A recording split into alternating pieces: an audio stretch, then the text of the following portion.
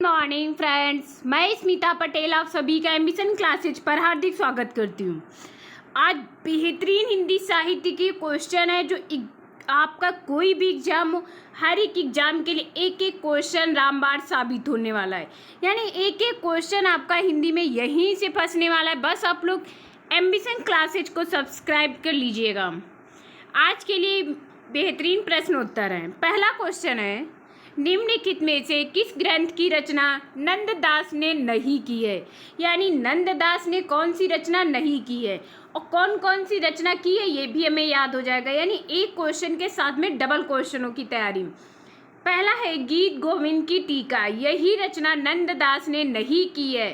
रास पंचाध्यायी, अनेकार्थ मंजरी, श्याम सगाई, ये तीनों की तीनों रचनाएं हमारी नंददास जी ने की है। ये गीत गोविंद की टीका ये जयदेव की रचनाएं। सेकेंड क्वेश्चन है, निम्नलिखित में से कौन सा संत अकबर के बुलावे पर फतेहपुर सीकरी गया था। यानी कौन सा संत अकबर के बुलावे पर फतेहपुर गया था। तो सूरदास, कुंभनदास, नंददास, तुलसीदास। कुंभनदास जी अकबर के बुलावे पर फतेहपुर सीकरी गए थे। बी वाला ऑप्शन हमारा सही हो गया। थर्ड क्वेश्चन है, निम्नलिखित लक्षण ग्रंथों को उनके आचार्यों के साथ सुमेलित कीजिए। यानी यहाँ पर हमें सुमेलित करना है, मिलाना है। तो पहला हो गया कविकुल कल्पतरु, ये वह हमारा है चिंतामणि। फिर है ललित ललाम, ये मतीराम जी की ललित ललाम है। भाव विलास सिंह, ये रचना है हमारी देव जी की। फिर है 4 काव्य निर्णय, काव्य निर्णय है भिखारी दास। यानी पहला है 4, सेकंड है 1, थर्ड हो गया हमारा 5 और घाव हो गया 2। यानी 5 1 4 1 5 2। आ वाला ऑप्शन हमारा यहाँ पर सही हो गया। नेक्स्ट क्वेश्चन है 4 वाला, निम्नलिखित काव्य ग्रंथों को उनके कवियों के साथ सुमेलित कीजिए। यहाँ पर काव्य ग्रंथ है, उनमें उनके कवि के साथ में सुमेलित करना है। का वाला है गंगा लहरी, गंगा लहरी हमारा है पद्माक्रम, इश्कनामा। फिर ये है हमारी बोधा, विरह लीला, ये है घनानंद जी।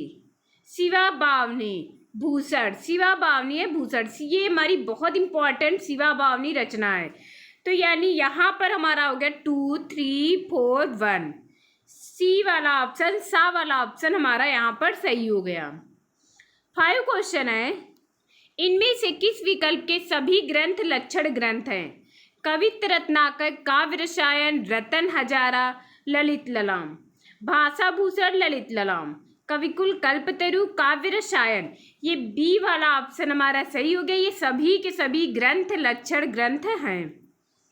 नेक्स्ट आता है 6 वाला, नीचे दी गई रचनाओं के आधार पर उत्तर दीजिए। यानी इनकी रचनाओं के आधार पर उत्तर देना है। अष्टयाम, अलंकार माला, राग रत्नाकर, अंग दर्पण। तो इसमें हमारा हो गया किस विकल्प की सभी रचनाएं देव की नहीं है। यानी किस ऐसा कौन सा यहाँ पर विकल्प है जिसमें सभी रचनाएं देव की नहीं है। का और खा, का खा ये भी हमारी रचना देव की है, ये भी रचना देव की है। राग रत्नाकर ये भी है। अंग दर्पण ये हमारी देव की रचना नहीं है। तो घा वाला ऑप्शन हमारा हो गया खा गा, ये सभी रचनाएं देव की नहीं है। खा और घा, अलंकार माला और अंग दर्पण हमारी ये 2 रचनाएं ऐसी हैं जो देव की नहीं है। तो डी वाला ऑप्शन हमारा यहाँ पर सही हो गया। 7 क्वेश्चन है, किसी कवि का यश उसकी रचनाओं के परिमाण के हिसाब से नहीं होता बल्कि गुण के हिसाब से होता है। शुक्ल जी का यह कथन किस रीतिकालीन कवि के संबंध में है। तो यह बिहारी जी के संबंध में है। सा वाला ऑप्शन हमारा यहाँ पर सही हो गया। 8 क्वेश्चन है, जन्म काल के अनुसार इन कवियों का सही कालानुक्रम है। तो देव, केशव, चिंतामणि, पद्माकर। केशव, चिंतामणि, देव, पद्माकर, इन कवियों का बी वाला ऑप्शन हमारा सही हो गया कि यहाँ पर जो जन्म काल है वो पहले केशव जी का है, फिर चिंतामणि जी का है, फिर देव है, फिर पद्माकर है। बी वाला ऑप्शन सही हो गया। अब है स्थापना। इस काल को रीति काल कहने में किसी प्रकार का अव्याप्ति दोष ना होगा। तर्क आ है हमारा, आर है, क्योंकि प्रत्येक कवि द्वारा इसमें श्रृंगार को न्यूनाधिक रूप से ग्रहण किया जाना भी तो एक विशेष प्रकार की रीति ही है। तो ए और आर दोनों सही हैं। ये दोनों के दोनों ऑप्शन हमारे सही हैं, यानी इसमें आ वाला सही हो गया, ए और आर दोनों सही हैं। 10 क्वेश्चन है, निम्नांकित में से किस ग्रंथ में सभी काव्यांगों का विवेचन यानी सर्वांग विवेचन किया गया है? तो कविकुल कल्पतरु डी वाला ऑप्शन सही हो गया, इसमें सभी काव्यांगों का विवेचन किया गया है।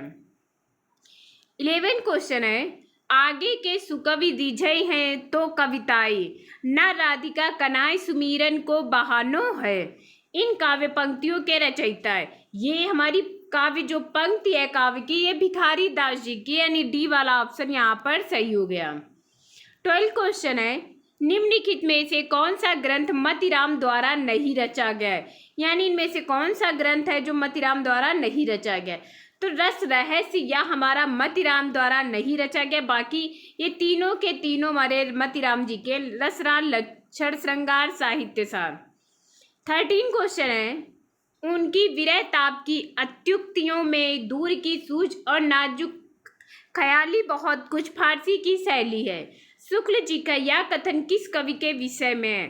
तो यह जो हमारा सूझ की और नाजुक ख्याली है, ये हमारी बिहारी जी का यह कथन है। बी वाला ऑप्शन हमारा यहाँ पर सही हो गया।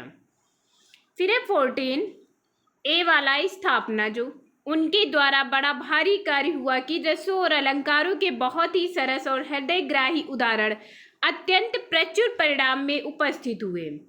तर्क आर है, क्योंकि इन रीति ग्रंथों के कर्ता भावुक, सहृदय और निपुण कवि थे। यानी ए और आर यहाँ पर हमारे दोनों के दोनों ऑप्शन सही हैं। आ वाला ऑप्शन सही हो गया। फिर 15 भूषण की कविता कवि की कीर्ति संबंधी एक अविचल सत्य की दृष्टांत है। तर्क आर है, क्योंकि जिसकी रचना को जनता का हृदय स्वीकार करता है उस कवि की कीर्ति तब तक बराबर बनी रहती है जब तक उसकी स्वीकृति बनी रहती है। यानी इसमें भी हमारे ए और आर दोनों के दोनों ऑप्शन क्या है? सही है। डी वाला ऑप्शन सही हो गया। फिर है 16 प्रेम मार्ग का ऐसा प्रवीण और धीर पथी तथा जबादानी का ऐसा दावा रखने वाला ब्रज भाषा का दूसरा कवि नहीं हुआ।